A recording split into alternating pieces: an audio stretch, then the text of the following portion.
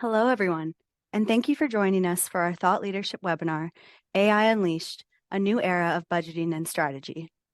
I'm happy to introduce our speakers for today, Rafael Baptista and Ted Jackson. Rafael is the Director of Strategy and Innovation at Buncombe County, North Carolina, specializing in local government innovation and strategic planning. He holds a master's from UNC Chapel Hill and actively contributes to local government leadership forums.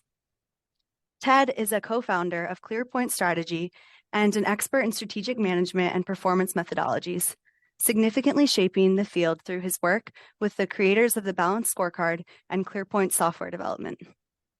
For the purpose of this webinar, our discussion on AI will focus solely on large language models such as ChatGPT, Bard, Grok, Claude, and similar technologies. The audience will be muted, but please feel free to submit any questions to the Q&A tab.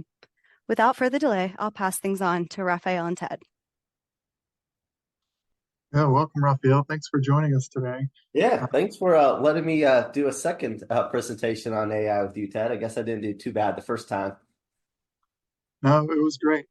So today we're going to live work with ChatGPT and jump into ClearPoint a little bit, but our main focus is going to be on using AI in local governments, which I think is a unique environment.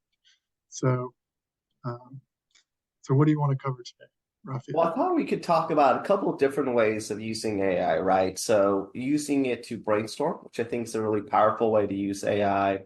Using it to improve our communication. Communication is so important in government work and any general work. Using it to analyze data. And I thought we could talk a little bit about the guardrails, right? Let's get people really excited about how amazing it is. And then let's end it with kind of talking about some of the guardrails and some things to keep a note. So let's talk a little bit about brainstorming and how we can use it to brainstorm for us. Yeah, it's really nice because, like I'm not the kind of person that likes to come in with just a blank piece of paper, and more prefer to run with ideas that are already there. So if we were looking for something like how could we make our city more walkable, you can just take this and plug it right into to ChatGPT, and it will come up with some different ideas for you, assuming that it reacts today at a reasonable pace. Wonder why it's operating slow this morning. Yeah, seriously. Or maybe everyone is not working the week before Thanksgiving and just playing with ChatGPT, taking up the bandwidth. But here, as you can see, something as simple as this. How do we think about making our city more walkable? There are ideas like traffic calming measures, pedestrian-only zones, safety measures, public transportation, and just kind of engaging your community. It looks like it'll go on forever. It usually stops at about a dozen items. How have you used it, Rafael, over at Buncombe? Yeah, so I've used it a little bit to kind of when I'm trying to work with the department and try to help them solve an issue. I might come up with, let's say I'm trying to help our, transit folks thinking about what are some ways to create more sustainable funding. I might ask it, what are strategies for sustainable funding for a public transit system? So for me, a lot of times I'm coming into a situation where I'm not a subject matter expert, but I'm working with subject matter experts. So I just want to know, hey, give me some ideas so I can come in with something in hand or at least some perspective. So let's see what it gives us for sustainable funding here. Yeah, I'm telling it now just to do 3 instead of a dozen of them. So maybe we'll just use this as a session to accomplish the work you need to do the rest of this week. But we can see I'm using ChatGPT to write an RFI today, Ted, and it's been nice. Excellent. Yeah, so we can see public-private partnerships, land value capture, green bonds. To me, these are all things that could at least help you get started. You may or may not be able to use these in your situation, but it's a good way to give people something to react to. Yeah. Should we But do another stepping up, one? Move to communications. yeah. So so I think one of the challenges sometimes in communications, we grabbed some actual quotes from a budget book for was this Hendersonville, North Carolina. yeah, so for Hendersonville, and this is thinking about their inside outside rate differential and their charge for services and water and funding. So what we could ask ChatGPT is, can you summarize the below at a 7th grade level? And I'll just put quote there, and I'll just grab all this information and paste it in. And what it can do is, of course, just read it and then rewrite it. So think about this as like copy editing.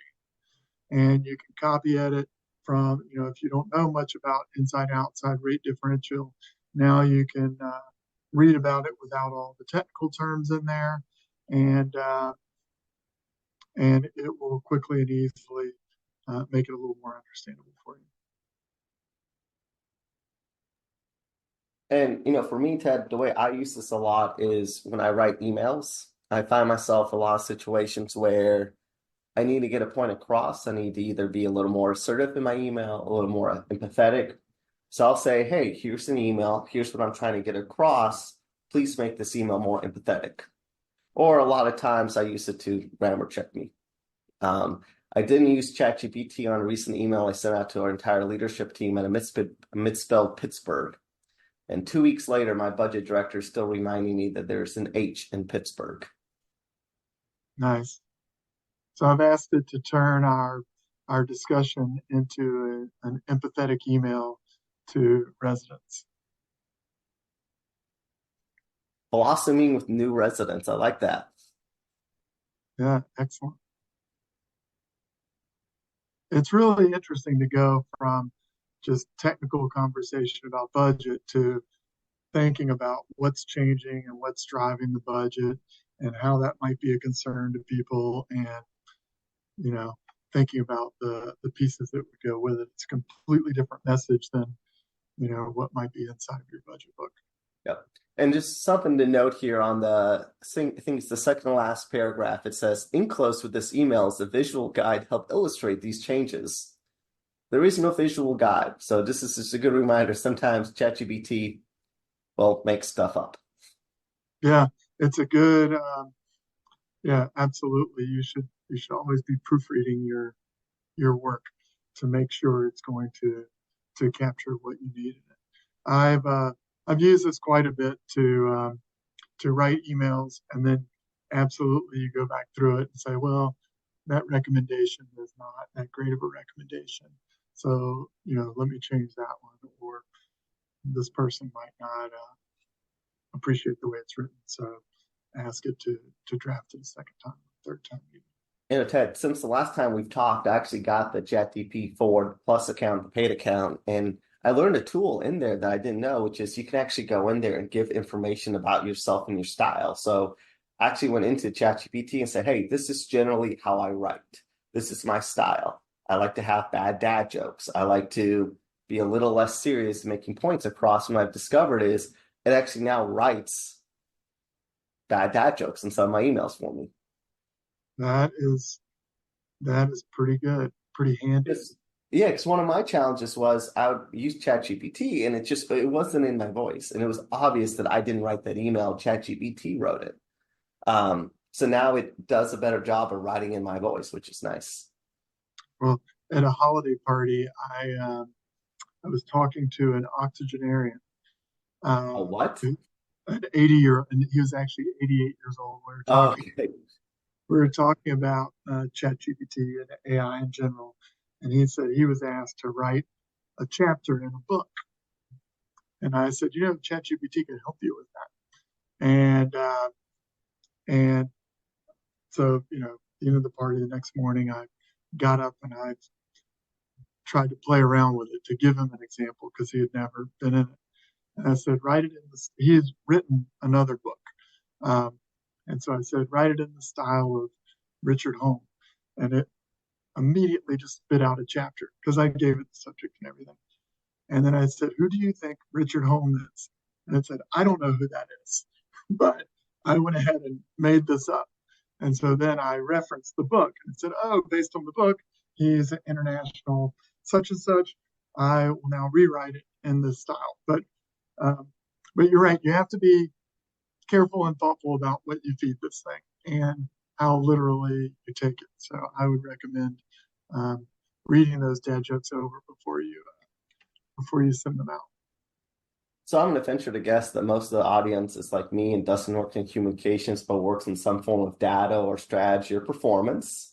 So should we move into how we can use ChatGPT to analyze some data? Yeah, let's look at it. So this is also from Hendersonville. It is data about their water revenue. So let's see if I can cut and paste this data in quickly. Let's see. I don't think it really likes just typical cut and paste. Oh, there it is. So did do that. So let's see what it thinks. So I just cut and paste in the table. If it went in as an image, oh no, okay, good. Looks at it.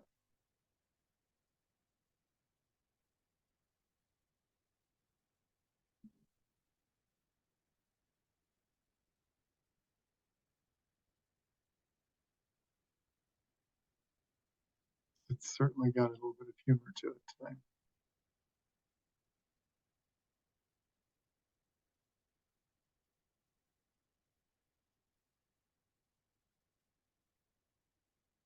So there you go. So looked at it, and it could tell that some information, our actuals were less than what we budgeted for revenue, and so it's for, I guess, the seventh grade level. It's comparing us to uh, high school grades or middle school grades, I guess, in that situation. So then we could even ask it from here, what should the city do about?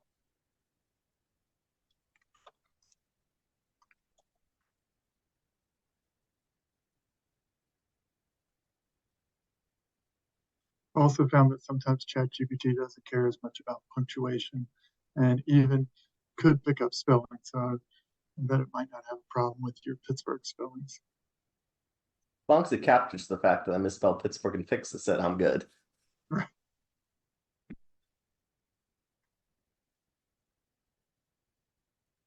So let's see, can it figure out what to do about these results?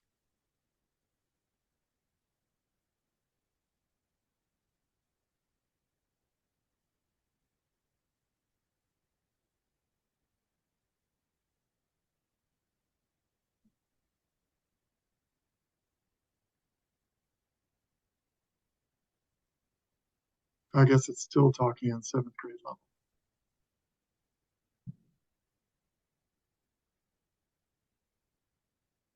Well, how about we reframe the prompt and ask it, please analyze the results from the perspective of the utility system director and give 3 things that the director should do, something like that.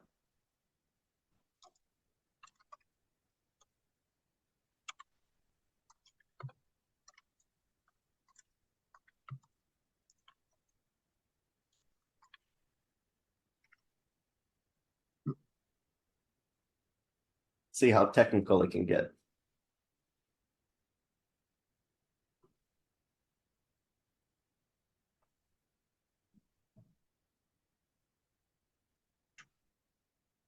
Oh yeah, this is no longer at the seventh grade level anymore.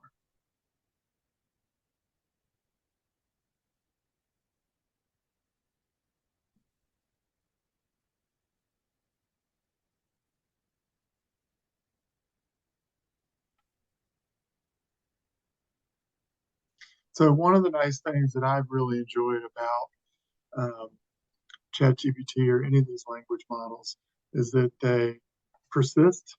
Like you can have a conversation, and if you don't get the answer you want, you can continue to ask. Whereas a typical search tool like um, Google, for example, you have to re-ask the question and start from scratch. And so in this case, we put the data in way up in the scroll, and we're continuing to ask for information about it.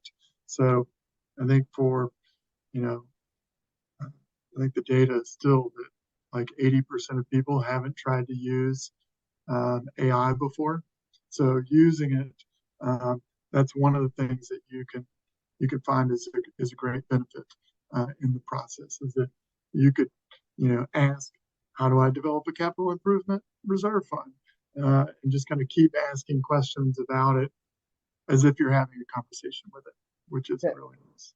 And these are pretty good responses they gave. I mean, probably not a utility director level response, but pretty dang good. I'll send you over these chats. You can pass them along to the Funcom utility director. I guess we'll have to send it over to Hendersonville. Yeah. So, this shows kind of the way ChatGPT can analyze data. It's pretty impressive, right? It's some pretty good stuff. It's really helpful if I'm not a subject matter expert to get up to speed a little bit. But my understanding is you've also played around, built some stuff into ClearPoint that can do some of this analysis, right? Yes, I am happy to show you that. While you were talking, I thought I would test out one more feature of ChatGPT, is just have it try to build a chart based on the data here. We'll give it a second to do that, and then I will jump into ClearPoint and show you basically in a similar way that Rafael talked about, putting in some of his information to get emails to write in his writing style. This will be we've plumbed the language model to pull information through ClearPoint. So this chart, again, this one maybe is not perfect because budget and actual, I guess they put budget behind actual in a way. Maybe we've asked for a different chart. But let's jump over to ClearPoint. It seems to have timed out while we were talking. And while Ted locks in, folks, don't forget you can throw questions in the chat and we'll try to answer them.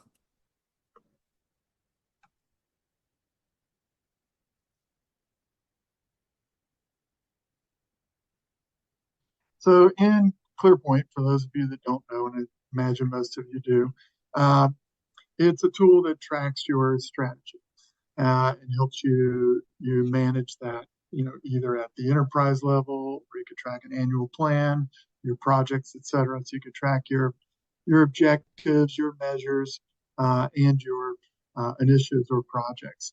And if we look down at one of our measures, we typically see data in the measure. And the data is built off of a data table. This data table is relatively simple. It just has actual and target data every single month. It has variance, a calculation associated with it. It's a simple subtraction, and then you could also turn it into a percent. And we can look at our data over time, and then what you're supposed to do is analyze this. And so this isn't all that sophisticated of analysis and recommendations for our fake airline. So what we've allowed you to do is we've put an assistant in the tool to analyze the data for you.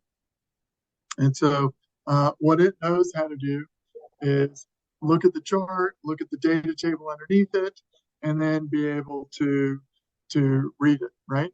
So it can tell you some information, and then it can say, oh, here's some potential reasons for that drop. And so I could copy that analysis directly in, take away the final question there, save my results.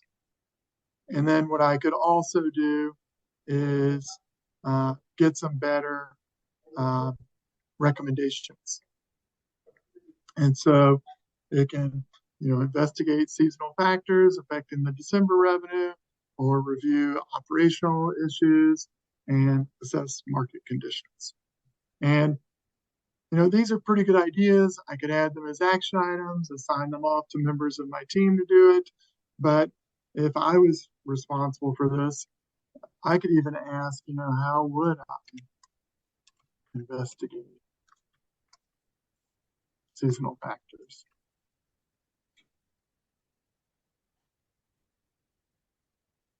And so it just tells you how to do something. So sometimes even if you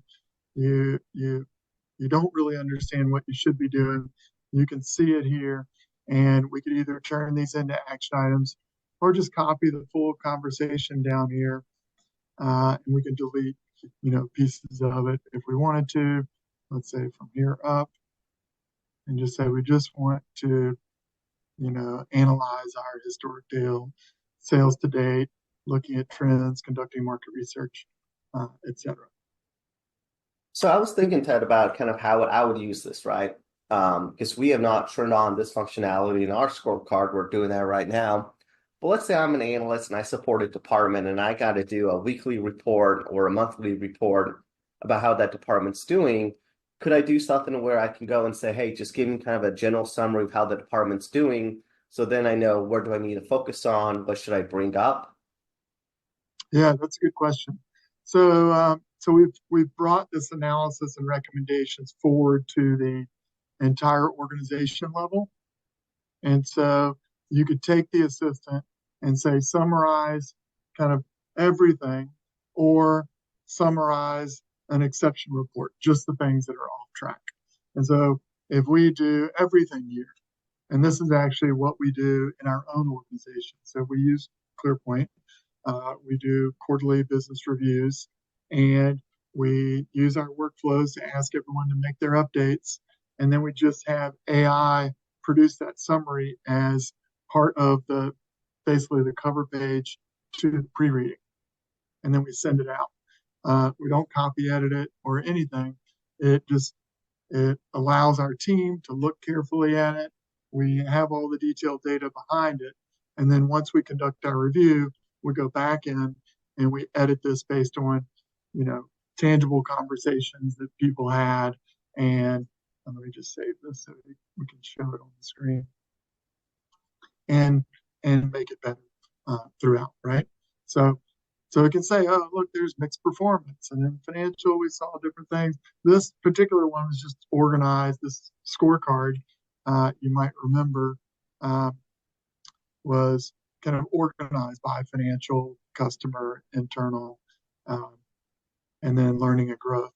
So the AI is going to summarize it that way. So it's just a really nice way to be able to capture all that information together. One other thing that we've seen people do in ClearPoint is if you're trying to roll out OKRs across your organization, or just to create alignment to your strategy across all of your departments, we can allow you to build department scorecards, create your own OKRs, or if you're using a new strategic framework, something you're less familiar with, like the values discipline, you can go through and, we could do this for, Coca-Cola, and start the assistant. And what it's going to do is teach you, let's just say, yes, it's going to be for Coke. It's going to teach you first about what the organization is you're doing. So just in case there's another Coca-Cola, you can say, no, this is for, a different organization. Hopefully it doesn't get caught up here. Because the next thing it would do is talk to you about the values discipline, ask you to prioritize whether you're focused on, customer intimacy or operational excellence. I'm not going to go through the whole thing, but just to give you kind of the quick idea. Yeah, so it asks you, your high level goals. So it can take and go around innovation, customer intimacy, operational excellence, and walk you through the entire thing.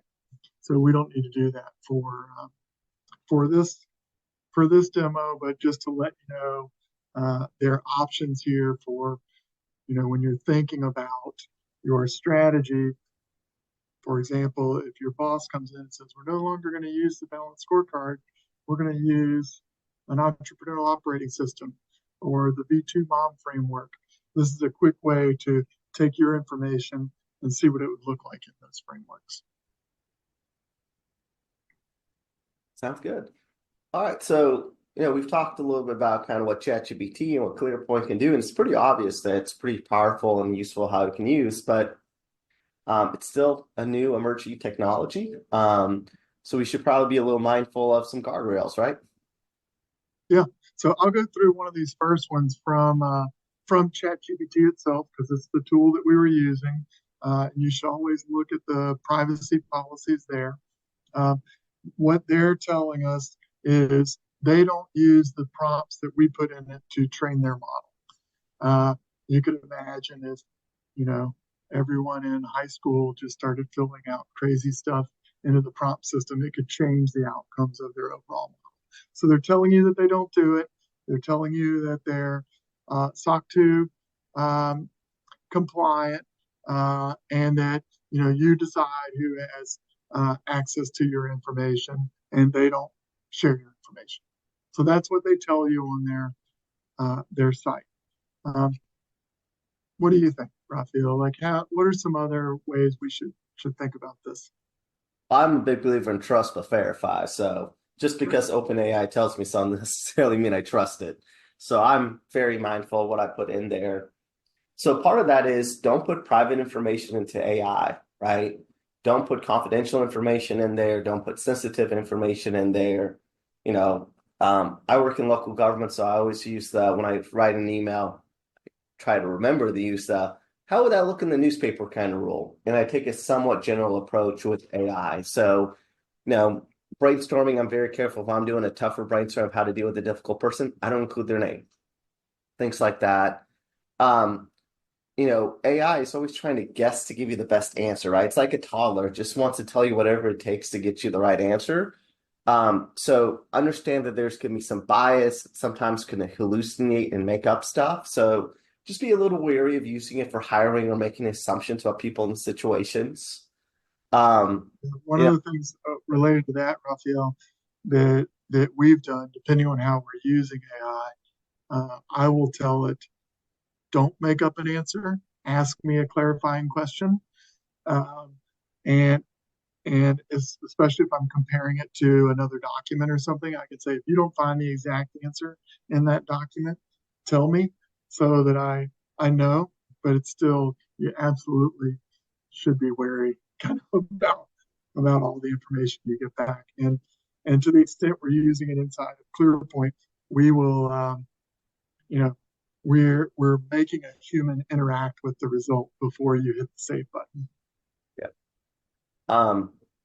Be mindful of copyright and intellectual property rights, new technology. The courts haven't really weighed in. So you can ask it if it's copyright information that's given it to you. And, if you're putting in information that's copyrighted, make sure you disable chat consumption. It's the frontier. We don't really know what's going on. IT security, the more it knows about you, the easier it is to phish you or to do deepfakes. So don't put an entire email history or address book. Around transparency and contract compliance, if you're using AI to do really meaningful work that's not an email, but helping make big decisions, consider informing those that you're working with on a project how you're using AI. I think depending on your role, that looks a little different, but I think especially in this day and age, it's probably a little helpful to have that conversation with people. Just be transparent. Hey, we're making a big decision. I used AI to help me make the decision. Yeah, that's great. And like inside of it, you didn't see it when I shared in ClearPoint, but the first time a user uses it, you do get a a consent basically that says, hey, we're using AI with this. We save your chat log so you can see it all, um, but we do let you know.